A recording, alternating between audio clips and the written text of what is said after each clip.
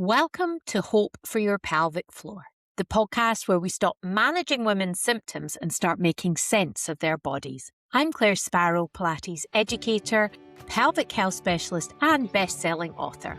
Here we talk honestly about what women are told, what the evidence actually says, and how real change happens. Welcome to another episode. It is mid-July now. It's episode 58. We are coming to the end of season 5. And in this episode, I want to give you the pelvic floor checklist that will help you exercise without fear. That's what we're going to cover today.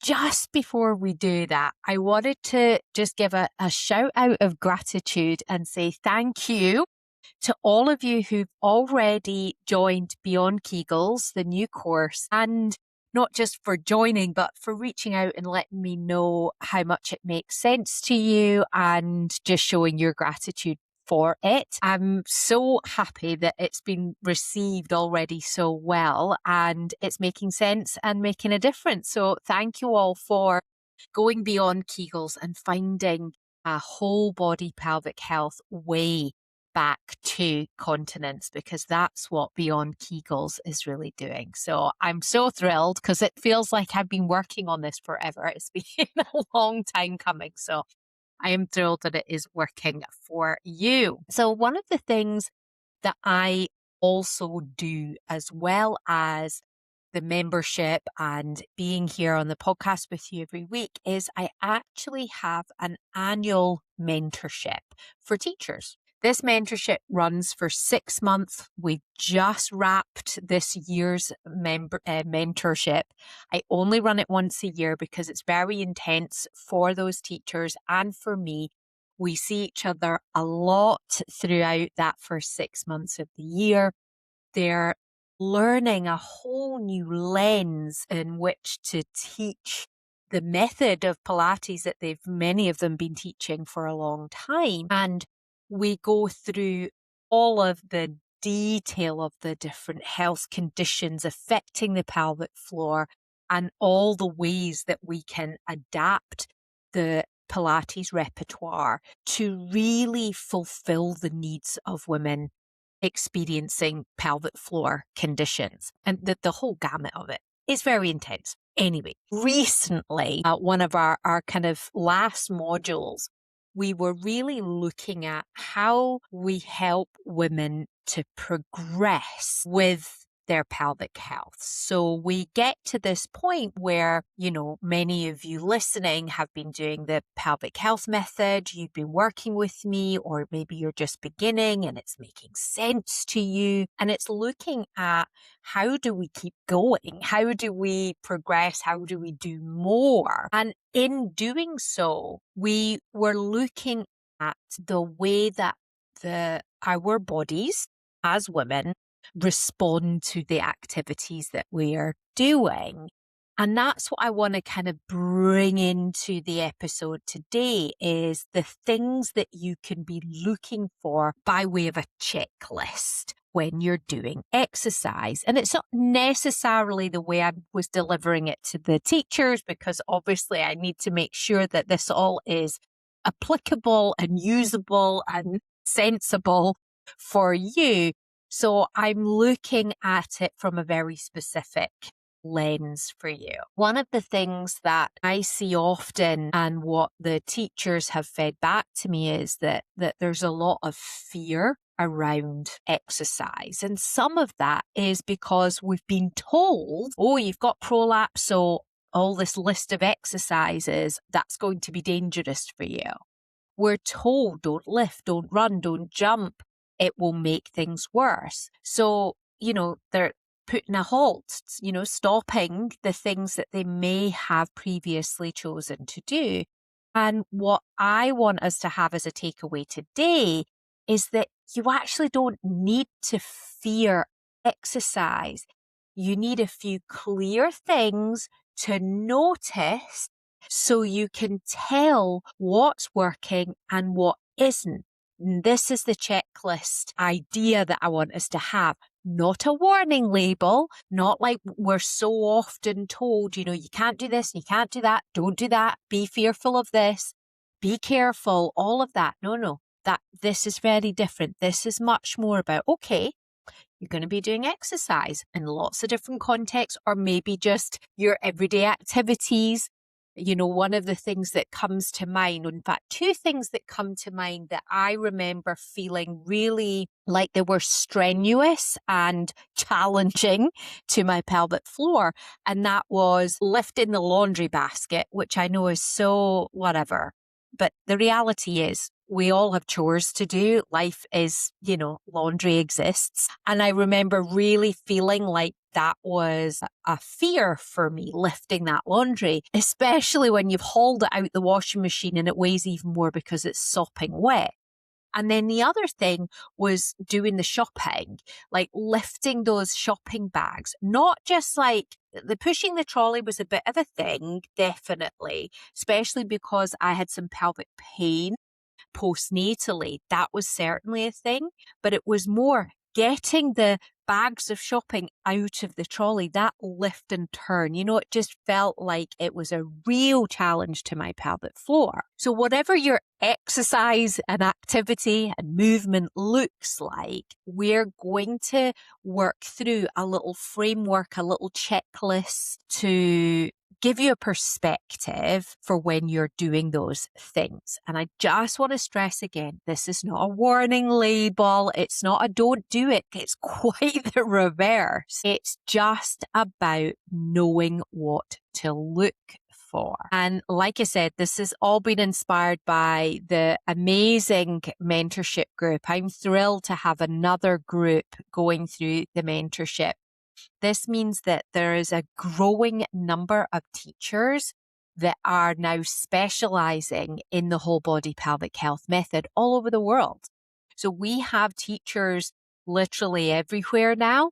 So if you're looking for a Pilates teacher with this particular specialism, please reach out to me and I can put you in touch with one of the master teachers. I would love to make that connection because they really are tremendous. So there's three things. That's what I want us to have by the end of this episode is a lens, a checklist of three things to look at. And it's in a particular sequence. It's not like a list. It's more like there's a foundation and then there's another one and another one that builds on top of that. And I feel like some of you who are regular listeners are going to be rolling your eyes going, she's going to say breathing again, isn't she? You are 100% right. Breathing is the foundation. It truly, truly is. And then on top of that is our ability to then manage pressure. So the pressure that's created in our bodies from lifting the shopping or lifting weights at the gym. And then the third thing is the ability of our pelvic floor to fully unravel, unfurl, and fully recoil back in again. This is what we call the full contractile cycle. But really, it's just about lengthening it out fully and then it recoiling back in. And that's really, really really important. So like I said, it's not three equal items on a shopping list. It's more of a stacking blocks idea. Breath is your foundation that everything else sits on top of. So the order does really matter. And the first thing you're going to look at is that foundational piece of the breathing, because if your breathing is a bit off for whatever reason, then everything else is going to be a little bit off on top of that in this stacking blocks idea. So that breath that we've talked about before, I want to really emphasize that it is the first and the foundation concept of the whole body pelvic health method. And it's first for a reason, because it's almost like the driver of the other thing. Everything downstream, if you like, depends on it. So that is why it's so critical. In an exercise environment specifically, here's what can happen. People will often hold their breath. It's just what happens when we're concentrating or we're learning something new or we're doing something that's a bit tricky.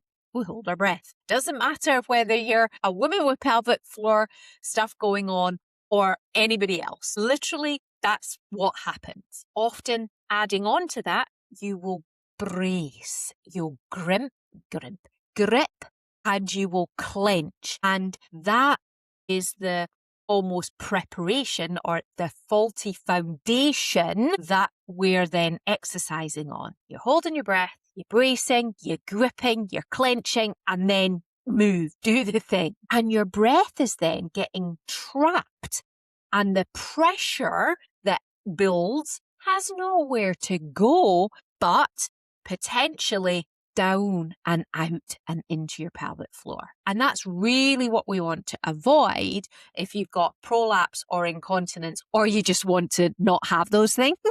So the shift is that breath should keep moving with the effort. Breath and movement are married together as one. Sometimes we talk about exhale on the exertion. Brilliant. Sometimes we talk about breathing and letting the movement follow. Brilliant. Sometimes we just say, make sure you are breathing. That's enough. So it's breath as a part of the exercise experience rather than holding on to your breath. So what you can do to begin with is ask yourself, when you're exercising, whatever it is, doesn't matter, or while you're doing the shopping or anything, whatever it might be, even just going for a walk, you can ask yourself, am I actually breathing? And it sounds so daft because, of course, you're still alive. Breathing is happening in some way. But is it fully breathing? Are you holding on? Are you shallow breathing? So are your ribs actually moving? Because your ribs ideally will move when you breathe. Because if they're locked down, that means that your pelvic floor is not getting the engagement and interaction with your breathing diaphragm. This we've talked about before in other episodes, but just having that reminder here right now is to check in, to check with yourself.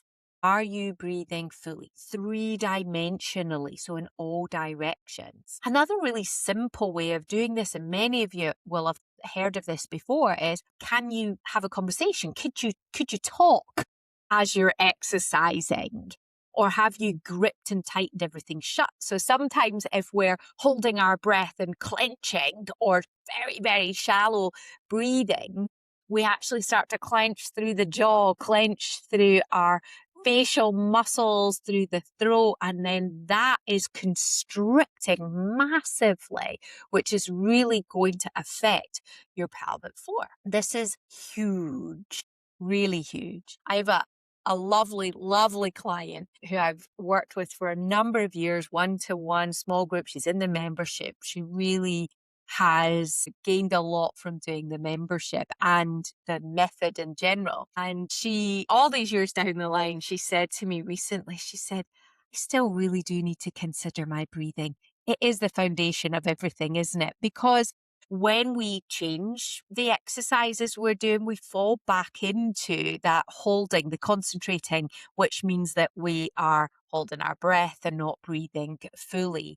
And she really appreciates the benefit that that gives to her. And then let's move on now to pressure. So the feeling of pressure in the middle. So we made sure we're breathing. Maybe we're considering the exhale on the effort of the movement, or we're just making sure that the breath's coming in and out. The next layer, the next building block on that is the pressure in my body every time I move. So when you lift something, push something, carry something, that pressure is increasing. And it's not about having no pressure, because that's not how we function. We need to have the pressures, but it's about managing the distribution of that pressure so that it isn't all pushing out in one place. Something like prolapse, which we've talked about before, that is something where we really want to be aware of the pressure, because if that lack of breathing and doing something like lifting a weight that's maybe too heavy and you've not got the breath working, and then the pressure increases on the inside, it can create downward pressure through your pelvic floor and aggravate your prolapse symptoms. And of course, we want to avoid that. And we can do that really simply by doing this little checklist and making sure that we're managing the pressure. So it's not just pushed out into, it's like almost like your body will look for the weakest link, which I know is an awful thing to say, but it is the way our body will work. So it's important that we know that if there's a little vulnerability there, that we are doing what we can to make sure that we're managing that pressure. So what do you do when you're exercising? This is what's most important for you. You understand why it's important, but what are you going to do about it? Because I want you to exercise. I want you to feel like, oh, I've got these 3 things I can look for when I go and do some exercise. I can notice these things. So here's what you can notice. Doming of your abdominal muscles, bulging around your midline. Maybe you feel some pooching out just below your belly button, or there's a sense of bearing down when you should be able to move freely. Maybe there's even some heaviness or dragging in your pelvic floor when you're doing the exercise, or you might have some incontinence. Any of those things are a helpful indication that the pressure that's built up in your body is just going the wrong way. And it's information. It's information you can then act on. It's no failure on your part whatsoever. It's just a little signal from your body so you can pause and you can go back to breathing. Okay, make sure I am breathing in and out. It's 3-dimensional. I'm aiming for exhale on the exertion, really simple. And then maybe I need to think about the weight that I'm lifting. Is it too heavy? Is this effort too much? If you're doing a push-up on the floor, maybe you put your hands up on a step or up on a chair or on the wall so that it reduces the pressure that builds in your body from that activity, from that load, that ask on your body. Hopefully this makes sense. It's hard to explain this. I'm gesturing a lot. Those of you on YouTube, you see me gesturing. It's hard to explain just by talking it through. My hope is that the next time you're in your fitness class or down at the gym or going for a walk, you can go through these things on your own. You can start to notice what's happening. So the first thing is checking that you're breathing. Checking that you're breathing 3-dimensionally. There's no holding or tension in your breath. Then checking as you continue to breathe that there's no bulging, doming, pressure downwards into your pelvis, no dragging, no leaking.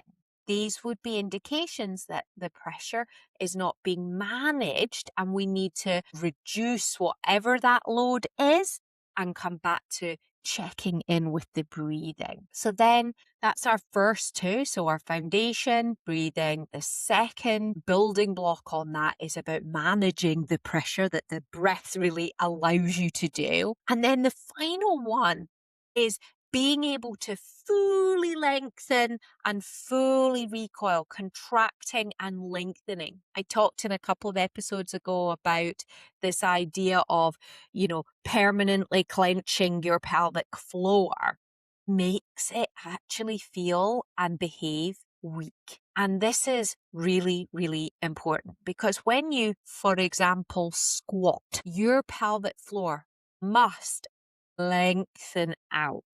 And if it's been held on to a lot, then it's going to be very difficult to lengthen. So it's trickier, it's less obvious, but super, super important. We've all been told at some point or another that we need to do our pelvic floor exercises, we need to squeeze, we need to hold, you need to do your Kegels. But unfortunately, it's like learning half of an exercise in the first place. It's just not how your pelvic floor muscles are designed to work. A muscle that can only contract isn't strong at all. We've said this before. It's stuck. It's like locked in that. And a full contractile cycle is the whole movement. It is the whole range of what your pelvic floor really needs. It lifts and it lets go. It engages and fully releases. The release is not the absence of effort, of work. It's just one half of the work. And that's hugely different to this idea of just keeping it all clenched in all the time. And this is where standard pelvic floor advice fails time and time again. All squeeze and no release. You end up with a pelvic floor that grips and just cannot let go. And a gripped pelvic floor is just not functional at all. It can't respond. It can't be spontaneous because it's already maxed out. It's done. This is hugely, hugely important because what I've seen is we go into exercise world environment and we inhabit those beliefs, the cultural bias, the Kegel bias again, because we're in that world. It's really hard to shake it. I feel the same way. I go to the gym regularly and I have to kind of put my headphones in and tune everything out and really just focus on what I believe in because I see so much going on around me and I see the posters to do the sit-ups and the pelvic floor exercises and this and that. And I know that that's the influence that's penetrating and sort of influencing so many of us. That's the bias that's out there. And actually, we need to allow the pelvic floor to go through its full range. So important. So as you're doing your activities in the gym or wherever it might be, again, it can be that it's a walk. There's so much to gain from a daily walk. And as you do that daily walk or go to the gym, can you observe as you do it, notice as you do it, that when you do some effort, when your pelvic floor has responded, does it also soften? Does it also return? Does it also find that ability to lengthen? Or is it staying in that half-held state? Sometimes women describe it to me, they feel like they're just clenching a little bit while they're standing. That's that half-held state that I'm talking about. You don't need to clench to stand up. I know that will sound like a revelation to a lot of you, but our bodies are designed to be upright. So if everything is in balance, it will allow us to be there.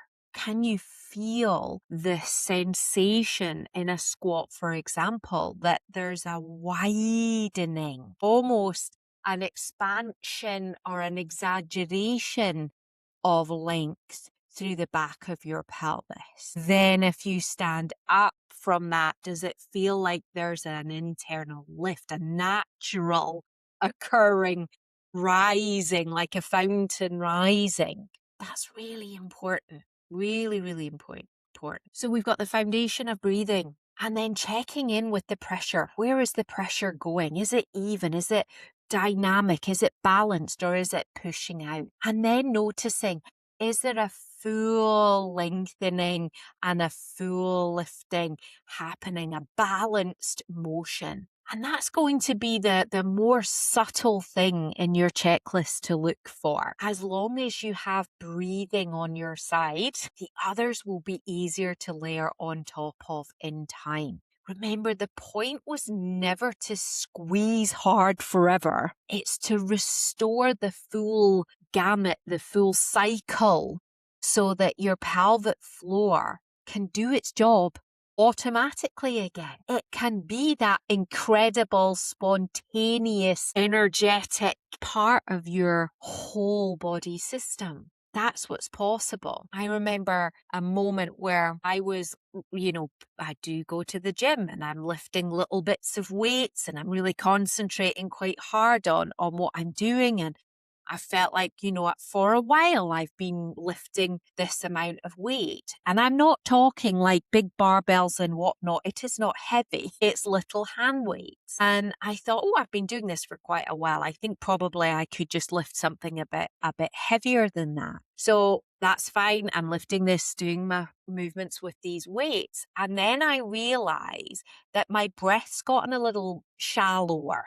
So I'm not breathing fully. And then I noticed that I'm feeling a little pressure in my pelvic floor. And it's at that point I have that light bulb moment and I go, okay, hang on a minute. I went a whole kilogram heavier and now I can feel that my breathing is not as good as it was and I'm not managing the pressure.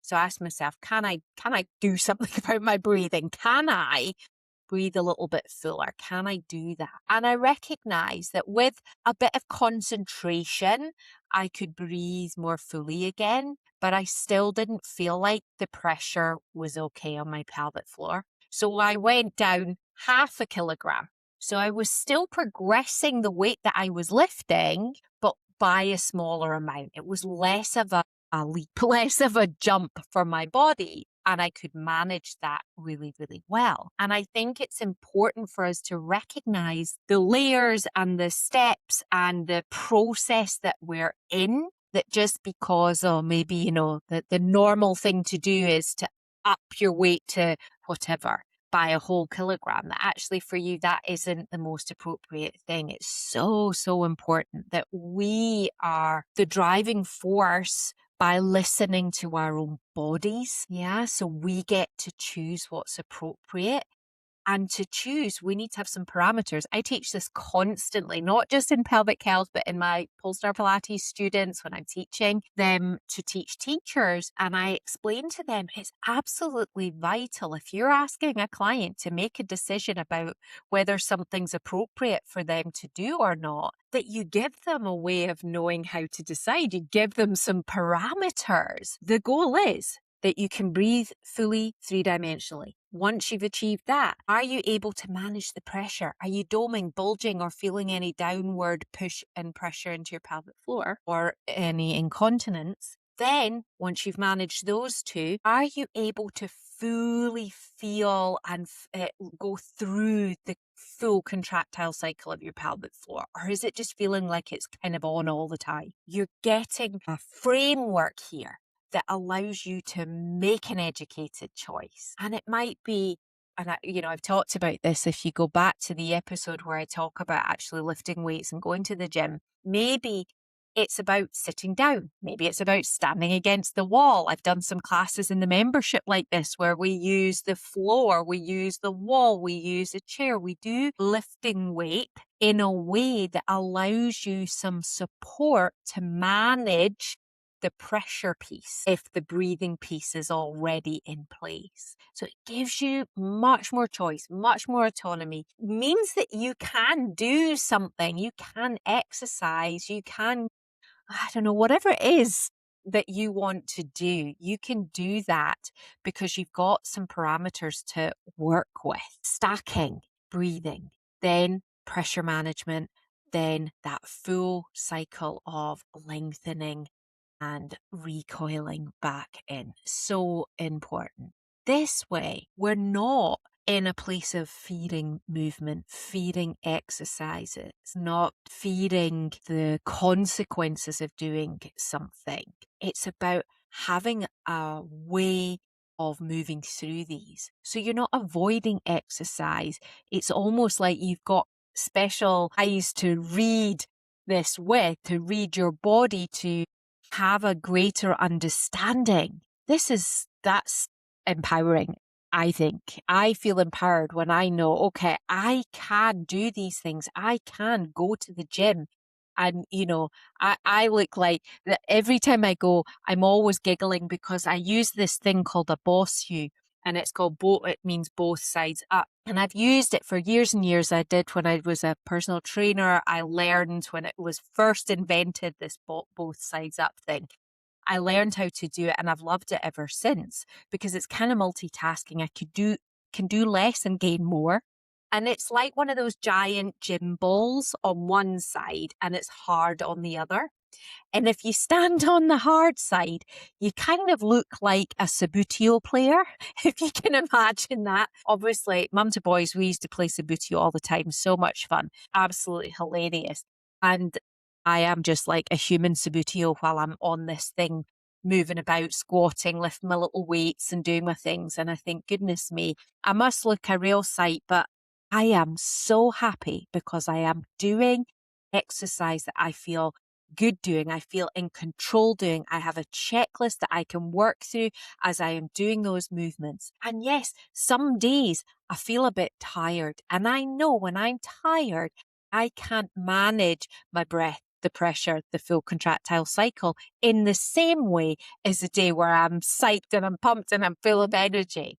So I manage myself every single time. And that's what I want for you.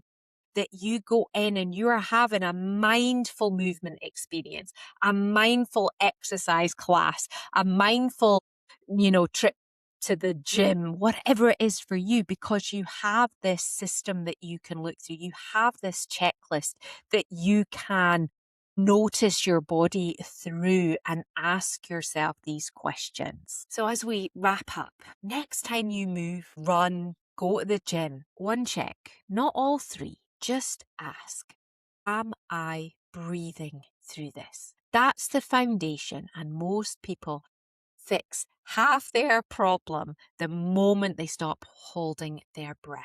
Then build from there. The next week, think about noticing, feeling for, observing pressure in your body. And then work towards the week after that. Am I feeling the full cycle of the pelvic floor?